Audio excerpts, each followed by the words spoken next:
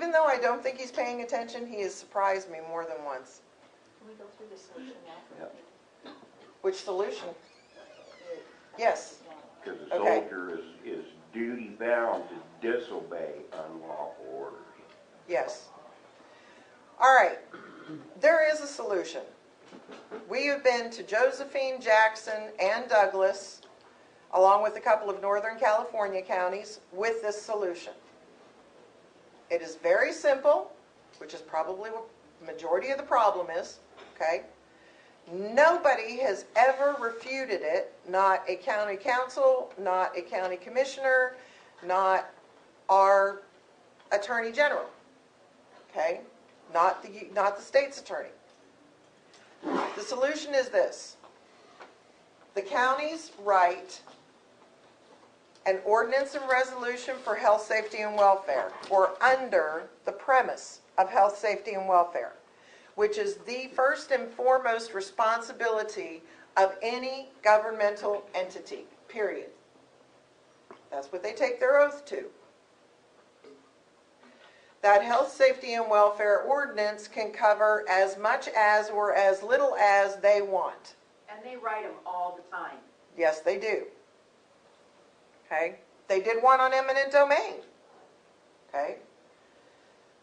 What we have presented to them is a copy of Apache County's, which can be changed with just a few words and a few ORSs.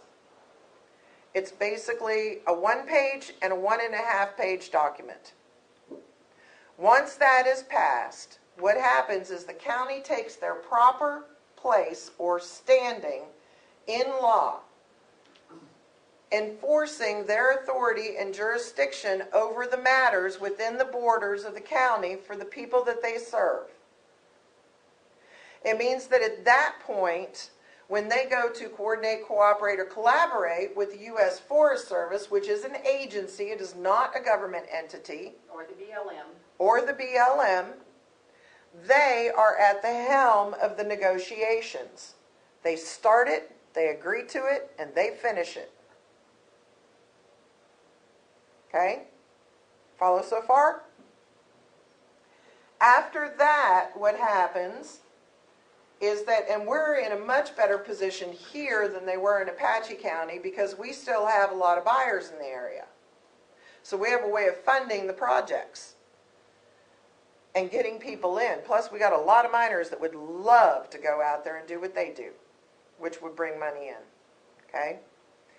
We start enforcing the O&C.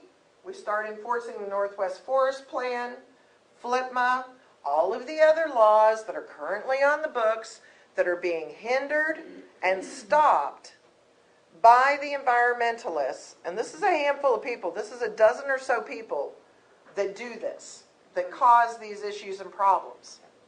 The reason that it stops it is because the only way that those groups make money is if they're able to sue on a federal level under the Equal Access to Justice Act, to the tune of $750 an hour, thereabouts, okay, between $5.50 and $7.50 an hour.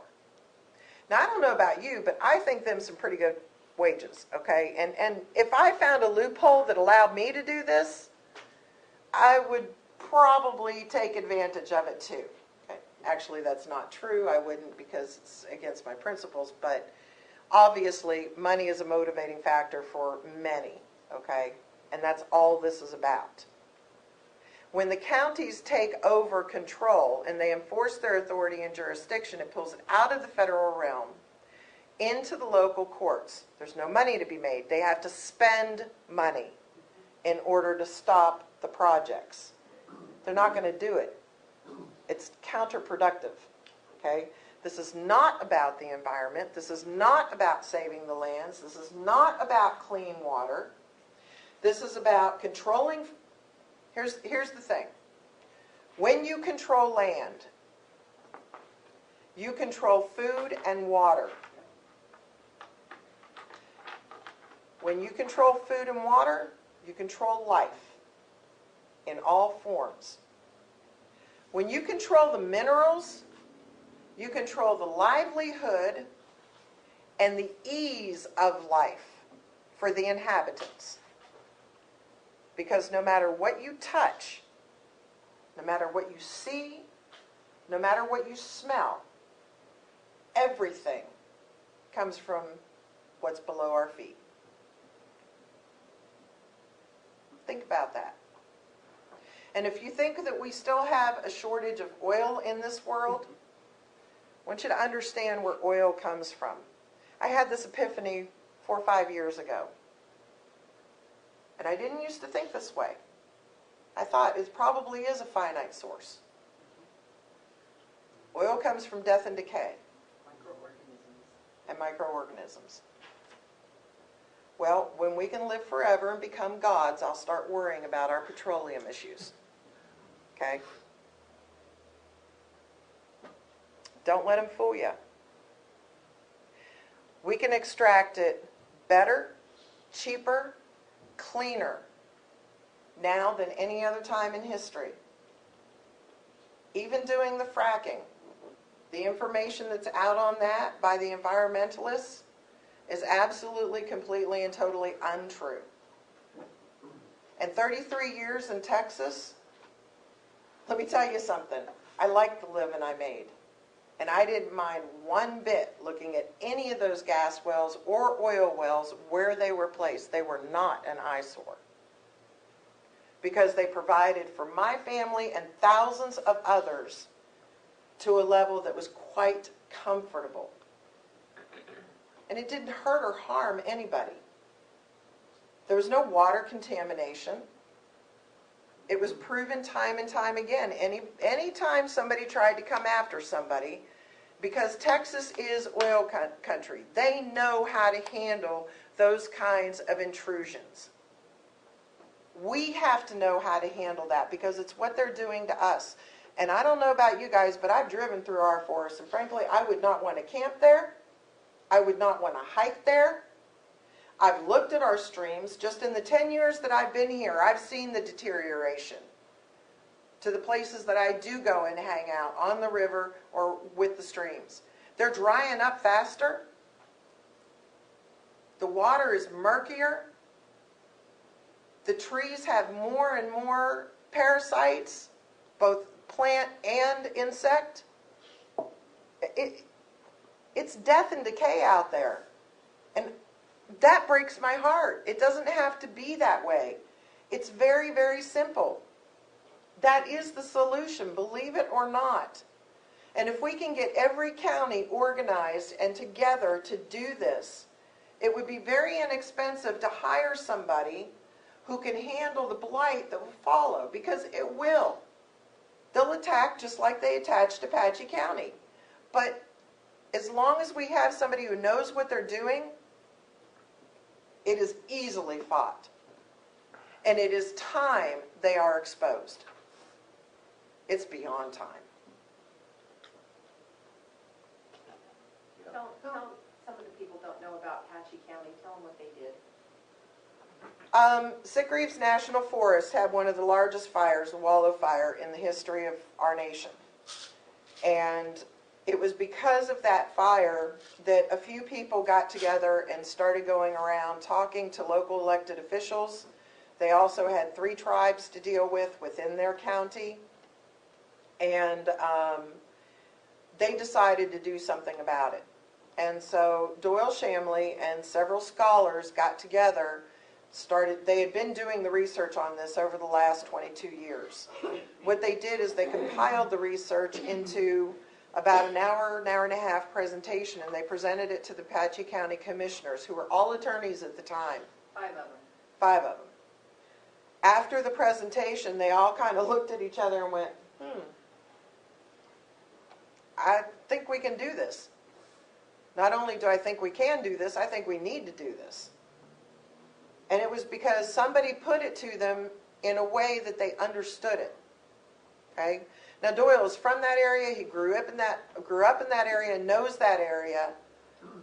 So it was very easy for him to present to them, knowing them, knowing the area. We have the same resources available to us, people who have been here forever. Look at Doug. Doug's been in office for 33 years? 33. 33 years, and he has been raping us every step of the way. I am sorry, but somebody who's been in this industry that long should be the first one to understand. He hasn't even read the AOC white paper. He hasn't read any of it, nor is he electronically connected. In today's day and age, for a public official to not even have an email address or what to use the computer, Well, he understands perfectly how to profiteer from it. absolutely. We've researched his net worth, and it's well over $2 million. How do you do that on $65,000 a year? He's been buying up property left and right, he and his wife. Can you explain the white paper exactly? What is Which it? white paper? The AOC? The Oregon Association of Oregon Counties reached out to a law firm to explain to them what their jurisdiction was and authority as charter counties and general law counties. It's also on our website, the link to it. And you can download it too from the download page. And this ONC proposal that you hear them talking about in the media here locally, all that's gonna do is lock up more of that land. That's right. Do you support Yes. the Healthy Forest Act? No. DeFazio, No. Walden? It's not gonna go anywhere. That's what I'm The just environmentalists talking are about. already Regardless starting of whether it's attack gonna it. go anywhere, do you support it? No. No. It has a 5% chance of passing, again, link on our website. And here's why I don't support it. I am sick and tired of taking the lesser of two evils. It was a decent bill, okay, 30 days ago, maybe 45 now. I lose track of time. Because DeFazio had given his word on some things, okay, to not interfere and allow some things to go through, okay, which had to do with some of the RAC monies. It also had to do with the amount of land that would be able to be worked. At the very end, he reneged. And he called Walden's office and he said, sorry, can't support it, getting too much pressure. We got to change this, this, this, and this. If you do that, then yeah, I'll support it. We'll take it through. Scenic and Wild Rivers, riparian, and no mining. Limited mining. It basically gutted the ability to really continue or to really get out there and work. Okay, it took it from 500 million plus board feet down to probably 3, I believe, if I remember correctly. And I could be totally wrong. I read way too much of this stuff and it tends to get a bit muddled unless it's in front of me. But it stripped it. It stripped the bill. And it's basically no better than what we currently have. Okay, What would won't it by do- that much. What would it do to the ONC Act? I mean, Well, Doesn't Okay, do anything. okay, well, yeah. Well, No. yeah, it repeals it. Well, no, it doesn't. It's in the That's bill. what Colby said. We met with Colby's office. He said it repeals it. And It replaces it. we question that because in order to repeal that act, there has to be an act of Congress, not just a bill coming out of natural resource. They have to first repeal it and then bring out the new one. Correct. Two separate actions. is Which what was a you're saying. big, which has been a big contention regarding a lot of the land bills and land acts that have come out since 1840. And it's never been properly done in law. You know, it's just like the age-old question of how many of our constitutional amendments are actually constitutional amendments? What was ratified, what wasn't? Right. You know? So there's a big question regarding whether or not that's lawful, and we don't think it's lawful.